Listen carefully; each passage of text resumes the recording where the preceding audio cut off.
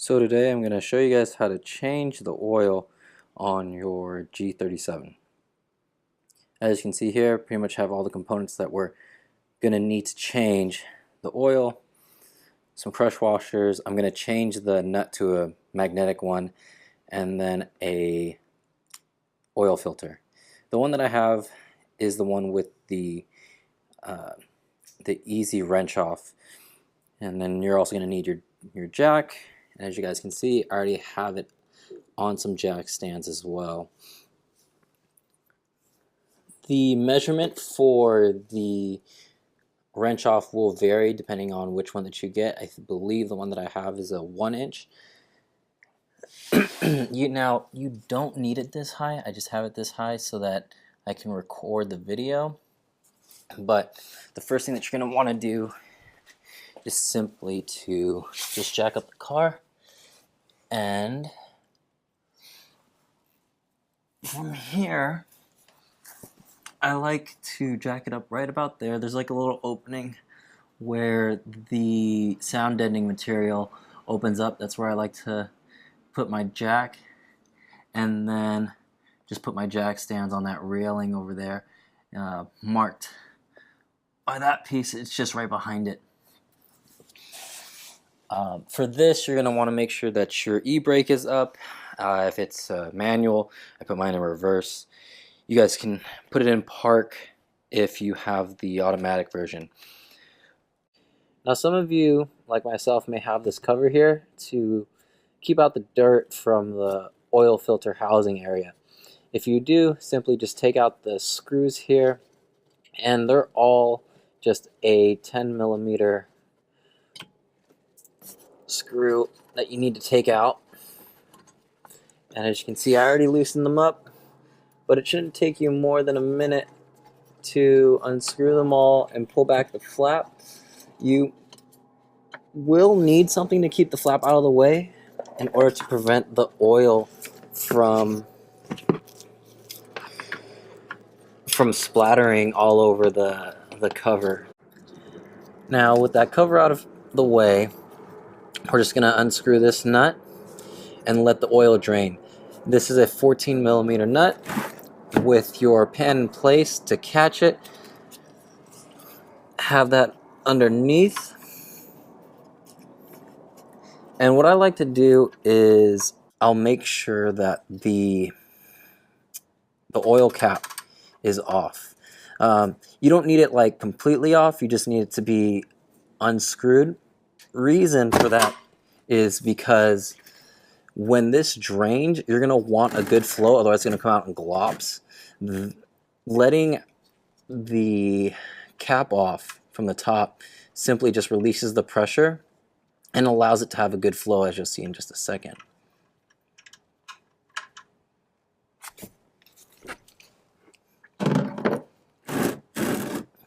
And then adjust your pan as necessary as it flows. So as the oil starts to slow down, we're just going to go ahead and put our new drain plug in with the washer. As you can see, the magnetic portion of it does really work. And then tighten it down to specification. I don't normally use a torque wrench with this. I just kind of go until it's a little tight on the wrench. You definitely don't want to over torque this. Just a little bit of force will keep it in place.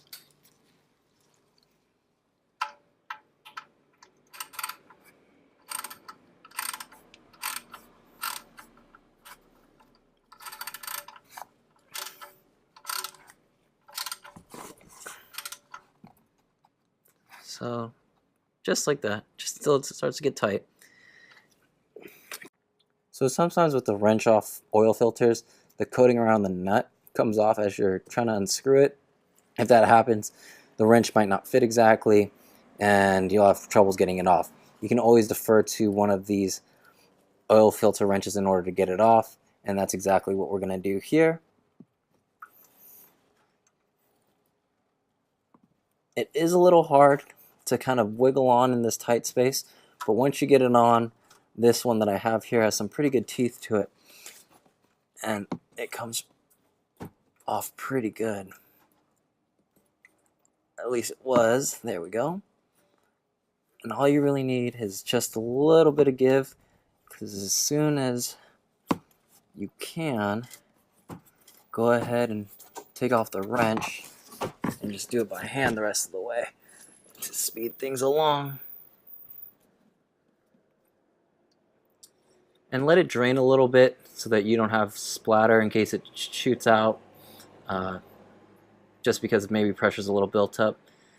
Once it starts to dribble out like that, you can go ahead and unscrew it all the way. And that's what I was talking about. So when we drained it, we prevented all of that from squirting out at us. So this next part's pretty important, is that we're just going to inspect the oil filter, make sure that this gasket doesn't have any breaks. I had one that did do that, and then it made a mess for me later on.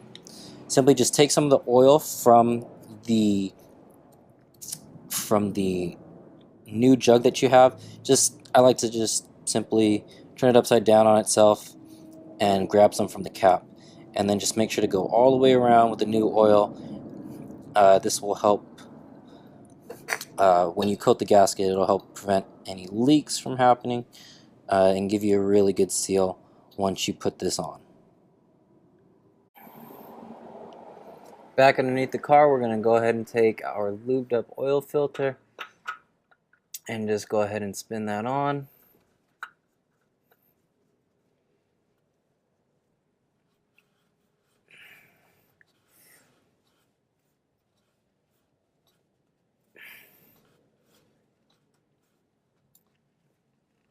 Get it hand tight. If you want, you can use the wrench if you have that option available to you in order to tighten things up. And again, for this, you don't need it super duper tight. Just a little bit after it gets difficult to turn is enough. There we go. Go ahead and clean up the area so that you don't get any spillage onto the cover. Always try to keep a clean area. Now, with us here at the top, we're going to go ahead and fill it up with oil. When you replace the oil filter, it will take about 4 quarts of oil. The oil that I buy comes in a 5-gallon jug, so I'll have a little bit of leftover, which isn't bad. I will say, as we're filling this up, you will probably, because it's a sports car, burn off some oil in between oil changes, so that's good to have that a little extra with you in case you do need to top off from time to time.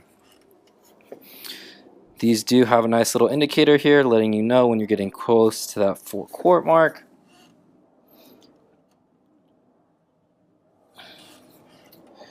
And then once you're there, just go ahead, cap it off, let it run, make sure you don't have any leaks.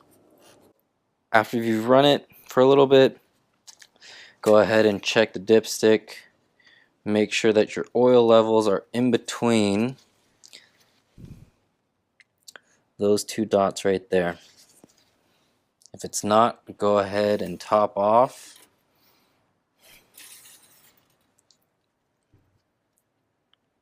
As you can see, I'm right in between the dots. So good enough. I'm going to go ahead and tighten down that covering down there. Make sure there aren't any leaks. And with that, that's how you change your oil on your G37.